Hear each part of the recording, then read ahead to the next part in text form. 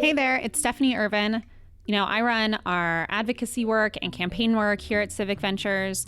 We've spent the last 2 years working on how to modernize how we prevent wildfires in our state because it's just gotten ridiculous. There's smoke every August. August went from being the month you looked forward to the worst month of the year because the smoke is so bad outside here. It was worse than Beijing one day in Seattle last summer. So we turned our focus towards wildfires recently. We've been doing a lot of that work with our State Commissioner of Public Lands, Hillary Franz. So recently, Nick and Hillary sat down to talk about what we can do. Here they are. Yay. Ready, set, go? I'm ready whenever you are. Hillary Franz. I grew up in the Pacific Northwest, and I can tell you that when I was younger, my summers were not dominated by smoke from forest fires. And, a year ago, I had this notion that given what I know about how the world works, it seemed super likely that the way in which we were fighting forest fires probably hadn't changed in 100 years. And we called you. And what did we learn? It has not changed much at all. So while our environment conditions have changed, while we are seeing more significant fires and we're seeing more smoke in the air and we're seeing them in every corner of the state, we have not been funding our wildfire suppression resources at the level and the pace and scale that we're seeing wildfires. And it is profoundly different today than it was 30 years ago, isn't it? It is profoundly different. I actually have in my office a Christmas card from the commissioner who was in office in 1953 that said it was a really bad fire season this year. We had 600 acres burn. And that was a bad fire year, right? Yeah. So to put that in perspective to where we are now, because you talked about 100 years, right? We, just more than 50 years later, experienced last year 1,850 fires and 440,000 acres burned. It's an extraordinary increase. And I think there are at least three factors contributing to this. The first is bad forest practices, right? So explain that. So we right now have a significant change that has taken place in our forest. We are seeing just in Eastern Washington alone 2.7 million acres of forest that are dying due to disease, insect infestation, drought. You have trees that are competing for sun and water and not able to get as strong and healthy. And then you have a movement of hotter, drier temperatures, and they are loved by insects and disease. So it's a combination of climate change and the way in which we have managed our forests, right? That's right. So we're seeing a rapidly changing climate, and we're not managing our forests that is representative of that changing climate. And we believe we can make a significant difference to change the trajectory of those forests, even with our climate that's changing. That's right. And just to add in this one more factor, it's super obvious, but I hadn't thought of it. We have a lot more people here than we did 100 years ago. And so the chances of forest fires has gone up dramatically as the number of people we have interacting with those forests. That's right. And that's a two-pronged thing. One is we have more people interacting in the forest, so there's more chance of actual human-caused fires, which we have seen. More than 90% of our fires last year and the years before were caused by humans. But we're also seeing more people are moving in and living in the forest, which means that when wildfires in the past took over those forests, it wasn't as dangerous. It wasn't as threatening to human life as we now have the fires we are seeing. So that's the bad news, but we do have some good news, which is that there are bold approaches to this problem that are available to us, and if we enact those bold approaches, we may be able to do something about this problem. That's right. We believe we can very much change the trajectory of what we've experienced the last few years of the amount of smoke, the amount of catastrophic wildfires, and also the trajectory of our forests that are dying. But it will take investment. It will take significant investment, and it will take a focused, concerted effort, not for the next year, but for the next 20 years. Yeah. And so, Hillary, just to use one anecdote as a way to explain to folks listening how far behind we are in addressing a problem at the scale of 400,000 acres of forest fires a year. How many professional forest fire firefighters do we employ in the state? This shocked me. So I oversee the largest wildfire fighting team in the state at the Department of Natural Resources. We have 43 full-time firefighters. It's just an astonishing number. It's an astonishingly low number. And of course, during the fire season, you hire temporary force firefighters or whatever it is. So we designed our wildfire fighting team, and it hasn't changed much back in the 1950s, where we had only 600 acres burned and we'd see a number of fires, and we could man up or woman up, since we are increasing our firefighters and women in firefighters. We could, based on what we saw as the trajectory of the wildfire season that was going to happen. And we did it several ways. So we leveraged our 43 firefighters that are full-time. They work year-round in getting ready for fire season, from contracts and work on the ground. We then bring in 550 seasonal firefighters. These are our young men and women who are in college or just out of college. They're looking for seasonal employment that pays well and gives them experience. We then also leverage our own employees that do other work. So I oversee 1,600 employees, the DNR team, and they do everything from aquatic leases and management to forest management to agricultural management and many more things, accounting and IT and HR. Well, half of those employees are trained to be firefighters. So you press them into service during the fire season? We absolutely do, but it's volunteer. So let me make clear, it's volunteer. Guess what? I have good news. You're going to go fight fires today. And put your pencil down. And in a year, people are actually excited to do that. They're like, hey, I was getting tired of coding and I was getting tired of good for doing them. The usual job. But it doesn't sound like the smartest way to go. And what really strikes me about this and what my instinct was is that we set up a system that made perfect sense 50 or 75 years ago that expected forest fires to be rare and infrequent. That's right. And we have a system which is perfectly designed to meet that challenge. But today we have a circumstance where forest fires are extremely frequent and very predictable. And so we need a completely different approach to fighting them than we once did. That's right. It's exactly you said. We historically would have had maybe a fire season that was 2 months, 3 months at most, right? And so having that sort of militia model, bringing people in and out of service, worked very fine. The problem is that our fire season now starts as I would have said last year as early as April when it started and goes straight into October. Unfortunately, we just last week fought 50 fires in Washington State, and we're only in the middle of March.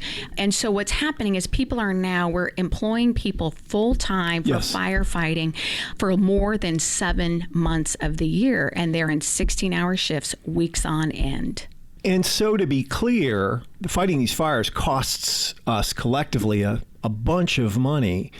But my instinct is that prevention is always much, much cheaper than dealing with the disease itself. In other words, if we had a better system in place to suppress fires before they got large, the right staff and equipment that was scaled to the size of the challenge you currently face, we could spend less money on fighting forest fires than the way in which we sort of approach it now on an ad hoc basis. That's right. There's a couple things that. So first of all, we absolutely are paying. We're paying for our wildfire. We're paying for our dying forest. The question is whether we're going to pay more by being reactive or we're going to pay less by being proactive. And the proactive side is, one, the more we have resources up front to fight our wildfires, right? And that we pre-position those equipment, we can get on them faster and we can keep them contained so they're less damaging and less costly.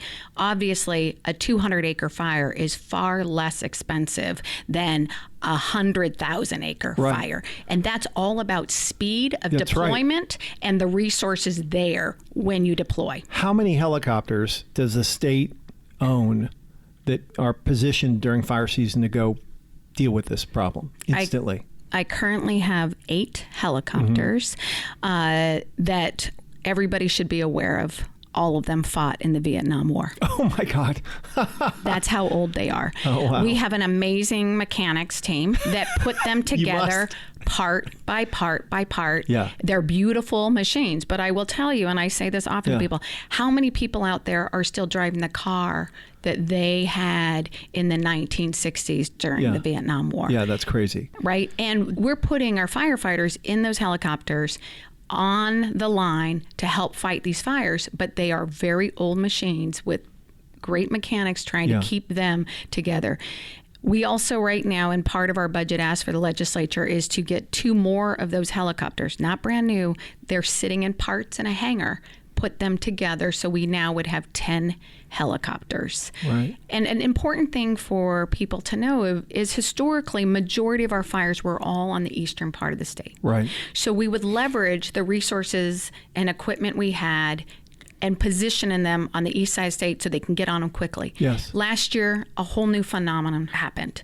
40% of our fires were west of the Cascades. Yeah. So we were literally in a position of saying, how do we take the 8 helicopters we've had and historically distributed just in Eastern Washington and now spread it across the entire state and still be able to keep those fires contained, get on top of them, and put them out? Yeah. So there's another really interesting and frankly exciting positive dimension to a Boulder approach, which is the advent of this new industry of manufacturing cross-laminate timber out of smaller trees that used to be, frankly, not worth very much. That's right. And one of the things that we've discussed, and I think one of the really exciting parts of a Boulder approach, is more resources for forest management will generate a stream of product to a new industry to enable us to both to employ people, but also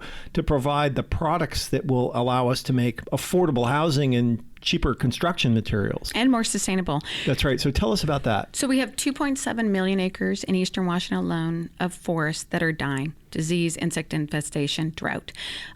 We have a choice right now to either go into those forests and treat those forests, remove those dead, dying disease trees, the smaller diameter, and we can either treat them up front and move them into a mill and create product that can create more affordable housing and more environmentally sustainable housing, or we can watch the entire thing go up and fire and smoke. Yeah. And you will still pay more in handling it as fire and smoke, and you will also not only get the environmental damage from that and the economic cost of that, or you can choose to put it to actual economic value that creates jobs in our rural communities and creates housing over our communities' heads and creates something that is more resilient and environmentally sustainable than smoke and fire. Yeah. So I know that you're working on legislation to accomplish all of these things. We need to raise a little bit of money to stand up a real, larger professional firefighting force that in the summer can fight fires, in the wintertime can do the forest management that it will take to take these other things out,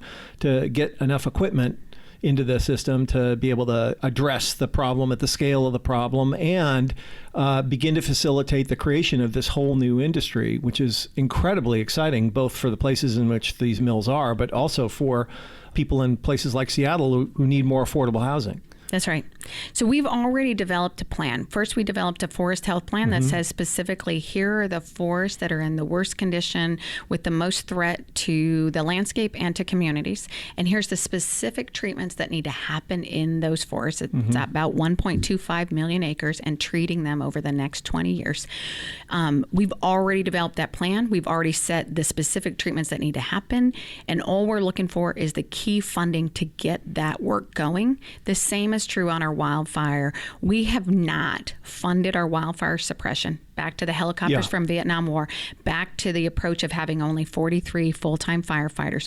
We have not funded the kind of wildfire suppression team we need in this state for this state to be set up for success. And we just developed a 10-year wildfire suppression strategic plan that will enable us to build the kind of wildfire fighting team the state needs and deserves to protect our communities and our landscapes. Yeah, so this seems like the most obvious thing in the world to me. I can't imagine anyone with any sense would oppose this. It's not very much money to get on top of this. to get on top of this program, how should listeners be supportive? Like, how can people engage in this really important thing? I doubt there are very many people in the state who today don't care about this issue and aren't either directly or indirectly affected by it.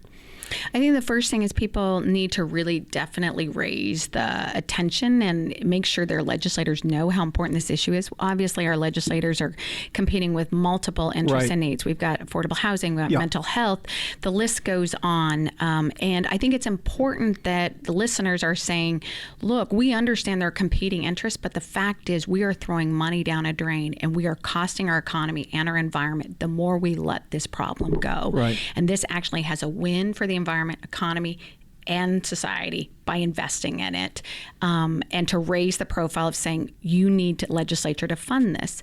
Now, we've been working to make sure that it wasn't just an ask of please support this amongst all those competing interests. Right. We've been working hard to help also find a revenue stream that has a direct nexus to the problem and the opportunity. And besides having a direct nexus to the problem and the opportunity, is also creates a sustainable funding source. As I said, we have a 10-year wildfire suppression plan.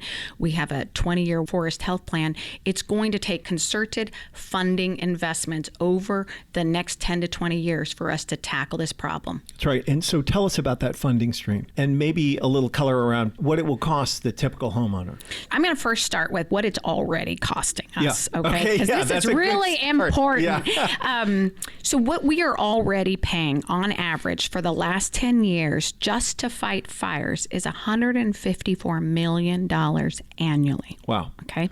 Now, to get a little more fine-tuned on that, that's 10 years. Everybody will probably look back. That doesn't include damage. That's just the direct. That's just fighting those fires. Okay. It doesn't. It all include the health impacts, the economic property, impacts, the property loss damage. of none of that. Okay. None of that. It only is what our cost is to fight those fires. Now, it's important to also know that if people look back 10 years, majority of the fires really got bad only in the last 5 years. Yeah. So if you really looked back over the last 5 years, the costs of fighting those fires are in the $250 to $400 million. Wow. That's how huge a cost is. Now, what we've proven is if we have the resources and equipment up front and we can pre-position them in those areas where we already know we're going to see more significant fire, we can get on top of them, keep the damage down, and the cost of fighting fires down. Yeah. What we are asking for in this legislature, we asked for $55 million to fund our wildfire and our forest health. To be frank, that is not enough to really go at the aggressive scale that we need to on forest health and wildfire suppression. $55 million is less than one fire alone last year. We had one fire that was not even the largest of fires. It's the Twist Fire. It hit us again last year in 2018. People remember it from 2015. It cost $60 million just to fight that one fire, just in suppression, not damage, right? So right now, we've been working with the legislature to make sure we got the funding for forest health and we got funding for wildfire suppression. We have identified a revenue source that is a tax on insurance premiums that would generate $125 million a biennium to truly be able to get on top of the wildfire suppression, have the resource and capacity, and potentially be able to take that 20-year forest health plan and get it done in 10 years. Yeah, that would be great. So $125 million a biennium. If I'm a homeowner, how many dollars per year is that? Right. Our projections is that it'll cost around $10 per household per year for this. And I think what's important is we're making sure that the revenue source has a direct nexus. Yeah. A direct nexus to what it's applied to. As in, yay, my house didn't burn down. That's right. That's right. So the focus is on one, wildfire suppression and having the resources to protect our homes in Washington State. Yeah. It's also a fire prevention because last year, over 90% of our fires were caused by humans. So there's an education component, education in preventing the fires, but also how homeowners can make their homes more resilient in the face of a changing climate, changing landscapes. It also has a component which is the forest health, which really, I think the important is every dollar in actually generates more dollars on the back end for jobs in our rural communities and for product that's sold to market and then provides housing. Yeah, that's awesome. Okay, so very exciting.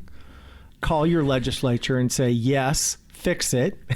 That's right. I think this is a exciting moment. I mean, again, for people to realize over the last 10 years, in total, over 10 years, our increase in revenue for wildfire suppression is only grown by 2.5 million total. Wow. Over all 10 years. Yeah. Wow. Okay. Well, got to get her done. Yes. Thank you. Thanks a lot. Thank you. Hey there, it's Stephanie again. It's been a while since Hillary and Nick talked, so I just thought I'd give you all an update. In the legislature this year in Washington State, for the first time in many years, we actually passed some dedicated funding to be able to manage our forests better and actually prevent wildfires proactively. But it totally wasn't enough. So Nick and our Civic Ventures gang are going to stay committed to this issue, and there will be a lot more to come. So stay tuned. Pitchfork Economics is produced by Civic Ventures. The magic happens in Seattle in partnership with Large Media, that's LARJ Media, and the Young Turks Network. Find us on Twitter and Facebook at Civic Action, follow our writing on Medium at Civic Skunkworks, and peek behind the podcast scenes on Instagram at Pitchfork Economics. And one more, you should definitely follow Nick on Twitter at Nick Hanauer. See you next week.